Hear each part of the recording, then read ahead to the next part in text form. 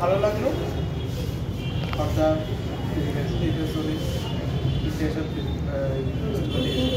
এটা তো আমাদের প্রথম আসা নয়, আগের বছর থেকে আমরা আসছি।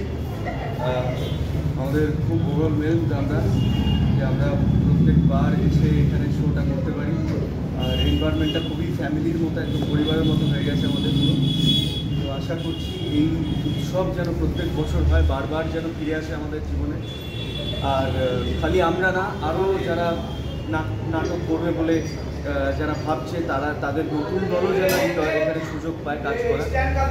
সবার জন্য all the very best for the theatre জোনকে অনেক অনেক ভালোবাসা এবং আশীর্বাদ।